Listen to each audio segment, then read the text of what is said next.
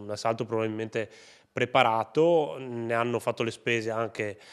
2 poliziotti a cui va tutta la nostra solidarietà, tutta la nostra vicinanza, e devo dire che insomma condannare e allontanare queste persone dagli stadi è sicuramente la cosa che bisogna fare. Il 30 ottobre del 2024 tensioni e qualche scontro tra opposte fazioni avevano segnato anche il pre e il post partita della gara d'andata tra Venezia e Udinese, ma per quanto l'incontro fosse valutato a rischio incidenti, nessuno si sarebbe mai aspettato un assalto come quello subito dal treno che riportava a casa anche diverse famiglie andate in Friuli solo per trascorrere un pomeriggio di sport. È stato un attacco veramente duro,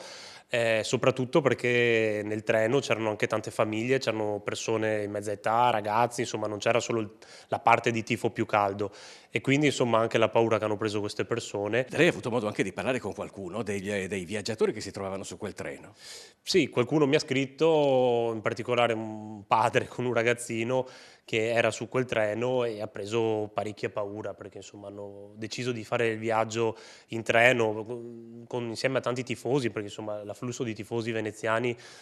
sabato è stato davvero importante e anche molto bella e loro erano tranquilli, insomma hanno preso parecchia paura perché insomma non erano abituati a queste dinamiche. Dinamiche che ci si augura di non vedere mai più nel prosieguo della stagione. La posizione del Pierluigi Penzo lo rende uno degli impianti sportivi più suggestivi non solo d'Italia, ma al di là dei gruppi di tifosi organizzati, scortati in battello direttamente allo stadio, la preoccupazione è per quei gruppi che si disperdono a piedi lungo le calli. Per arrivare si passa attraverso Venezia, Piazza San Marco, Rialto, insomma tutte le bellezze della nostra città. La tensione è massima, c'è un dispositivo di sicurezza importante, di più degli altri